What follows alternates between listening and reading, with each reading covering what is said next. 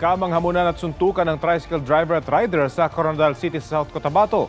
Kinuha pa ng tricycle driver ang susi ng motor ng rider pero ibinilik na rin ito. Nang may tumawag ng traffic enforcer, tumakbo ang rider na angkas noon ang kanyang mag-ina. Ayon sa ilang saksi, aksidenteng nabangga ng tricycle ang likod ng motorsiklo. Kakausapin sana ng driver ang rider pero bigla umanong hinampas ng rider ang tricycle driver at uminit na ang kanyang ulo. Dahil sa mga away kalsada, kamakailan, nabahala si Pangulong Bongbong Marcos sa anyay kultura ng pagiging siga sa kalsada. Paalala ng Pangulo, huwag maging kamote sa kalsada. Sumunod sa batas trapiko at maging disiplinado. Bago po ngayong gabi, nadisgrasya ang isang bus sa bahagi ng North Luzon Expressway sa Valenzuela ngayong alas 7 ng gabi. Sa paunang ulat mula Lane 4, bigla raw lumihis ang bus at tinamaan ang isang closed van. Pagbalik nito sa kanyang lane, nabangga naman ito ang isang dump truck. Ayon sa isa sa mga pasahero, matuli ng bus na galing Bulacan at patungong monumento sa Caloocan. 2 sa 40 sakay ng bus ang sugatan. Nagdulot din ng traffic ang aksidente. Truck na nakabangga ng mga sasakyan at poste sa Laguna at mga rider sa Iloilo na tumalsik ng bumangga sa gate. Yan ang mga nahulikam na disgrasya sa report ni Darlene Kai. Nabasag ang katahimikan ng gabi sa bahay na ito sa Banate, Iloilo ng isang lalaki ang tumilapon sa bakuran. Angkas pala siya ng motorsiklong sumalpok sa gate. Buhay siya pero ang rider na naipit sa grills ng gate nasawi sa ospital. Criminology students ang dalawa na patungong Iloilo City para mag-enroll. Base sa investigasyon, posibleng nawala ng kontrol ang rider sa kurbang bahagi ng kalsada. Hulikam din sa Calamba, Laguna kung paano ang pag-iwas ng truck na ito sa isang tricycle na uwi sa pagbangga sa sinundang truck, pagsalpok sa nakaparadang jeepney at tuluyang pagbangga sa poste ng footbridge sa lugar. Nayanig ang CCTV camera sa tindi ng bangga. Tumagilid ang jeep at dumausdos sa kalsada habang ang nabanggang truck napahinto. Sa kuha ng isang motorista, kitang nagkalat ang mga sako ng semento na karga ng nadisgrasyang truck. Patay ang driver nito habang kritikal ang dalawang pahinante. Iniimbestigahan pa ang disgrasya. Sa Cebu City, naghihinagpis ang nanay na ito. Nasagasaan ang 4 na taong gulang na anak niya ang umihi umano sa gilid ng kalsada. Nahuli na ang nakasagasang driver na tumakas matapos ang insidente. Retiradong pulis siya na nakipag-areglo na sa kaanak ng biktima. Darlene Kai, nagbabalita para sa GMA Integrated News.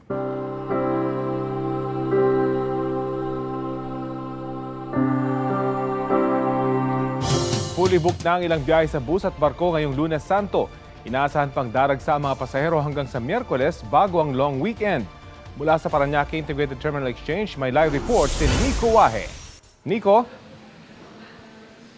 Rafi, sa mga pasaherong nakausap natin dito sa PITX ngayong Lunes pa lang, ay leksyon daw ang pagiging gahol nila dati sa biyahe na dikit sa holiday.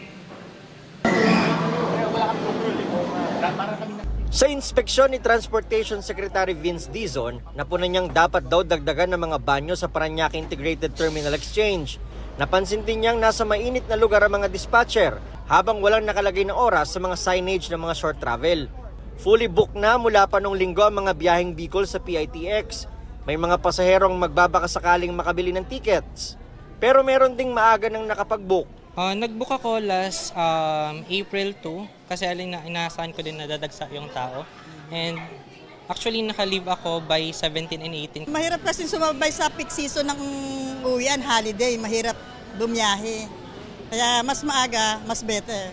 Tiniyak ng pamunuan ng PITX na hindi raw mauubusan ng masasakyan. Meron tayong mga standby units and yung LTFRB, bukod sa na nag-issue na sila ng mga special permits, meron silang tao on the ground para kung sakaling kakailanganin ng additional unit, special trip, makakapag-issue kagad sila ng special permit. Fully booked na ang ilang biyahe sa Manila North Port, pero hindi siksika ng mga pasahero sa mismong concourse. Para naman po sa biyaheng Cebu-Tagbilaran para bukas na umaga, pwede na rin po tayong pumasok sa loob ng departure area. Sa inspeksyon ni Secretary Dizon sa Pantalan, pati mga banyo, sinilip. Sa Batangas Port, maluwag pa sa mga ticketing booth at pre-departure area, pati pila sa mga roro. Pero inaasahan na ring darami ang pasahero hanggang Huwebes Santo.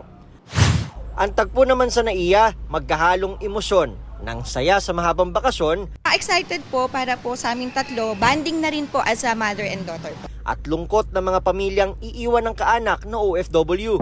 Every year man umuwi, pero same yung feeling.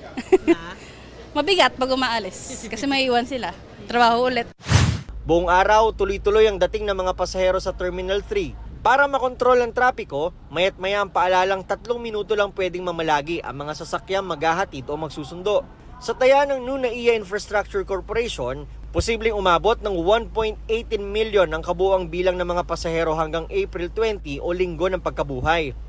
Nagdagdag na ng security personnel at mga tauhan sa check-in counters. Binuksan na rin ang bagong immigration counter sa Terminal 3 na eksklusibo sa mga OFW. Samantala, nag-abiso ang MMDA na tigil operasyon ng Pasig River Ferry Service sa Huwebes Santo hanggang Sabado de Gloria at muling babiyahe sa Lunes, April 21.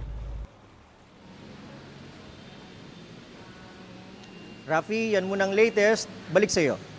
Maraming salamat, Nico Wahe. Iba yung pag-iingat at mas mahabang pasensya sa daan ng mensahe ni Pangulong Bongbong Marcos sa mga motorista ngayong Semana Santa. Narito rin ang ilang tip talk para sa inyong ligtas na biyahe. Sa mga magmamaneho, tandaan ng blow bagets. I-check ng mabuti ang battery, lights, oil, water, brakes, air, gas, engine, tools at self o sarili bago bumiyahe. Dapat hindi kayo nakainom o inaantok. Kung iinom naman ng gamot na nakakaantok, huwag nang magmaneho. Laging magsuot ng seatbelt o helmet kung nakamotor o bisikleta. Huwag gumamit ng cellphone habang nagdadrive o tumatawid sa kalsada. Sumunod sa mga batas trapiko at magbigayan sa daan para iwas gulo. Kapag bisita iglesia, isa sa mga dinarayo ang San Agustin Church sa Intramuros. Saksi at simbolo ito ng kolonyal na kasaysayan ng Maynila. Dito makikita ang himlayan ng ilang personalidad at iba pang pamana ng nakaraan. Silipin natin yan sa report ni Von Aquino. Ang San Agustin Church sa Intramuros na noong 1993 ay inilista ng UNESCO bilang isa sa 4 na Baroque churches sa Pilipinas, hitik sa kasaysayan at nakamamanghang sining gaya ng mga dibuho sa kisame na ipininta ng Italian artists at ng scenographers noong 19th century. Nakahimlay rin sa simbahan ang inang personalidad sa ating kasaysayan, gaya ng artist na si Juan Luna sa crypt ng simbahan at ng Spanish conquistador na si Miguel Lopez de Legazpi, na unang gobernador general ng Espanya at nagtatag sa Maynila noong 1571. 1565 nang dumating sa Pilipinas ang grupo ni Legazpi kasama ang 5 prailing Agustino para sa misyong iniatas ni King Philip II.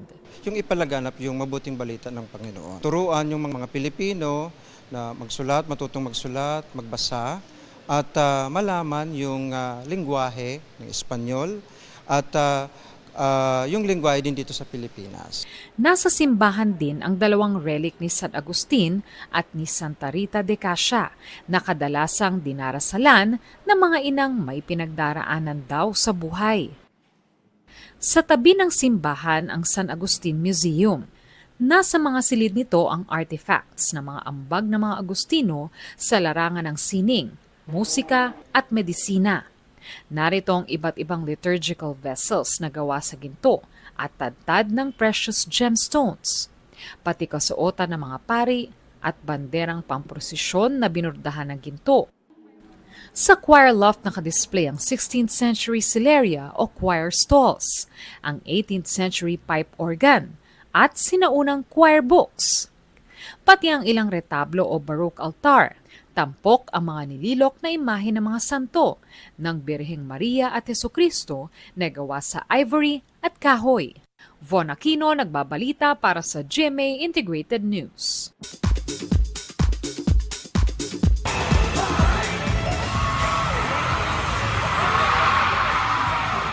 Philo Army understood their assignment. Dahil ang kanilang all-out support sa 2-day Hope on the Stage concert ni BTS J-Hope din disappoint. #fangirl achieved din sina Shaira Diaz with her fiancé EA. GMA Integrated News reporter Maris Umali. At ang dancer content creator na si Niana Guerrero na may photo pa with J-Hope. Bukod sa Pinoy warmth and love, nasubukan din ni Hobby ang ilang Pinoy delicacies, gaya ng paborito na raw niyang halo-halo, crispy pata at pati sinigang na dati na rin niyang natikman with sugar. Ang sweet message naman ni J-Hope sa Pinoy fans, mahal ko kayo. The kilig continues dahil si BTS Jin magre-release naman ng new album next month. Matapos ang pasabog na Coachella performance and Hypen, magka-comeback din sa June. Japanese boy band na NCT Wish kumasa sa isang Pinoy dance trend. Okay, I'm gonna show you.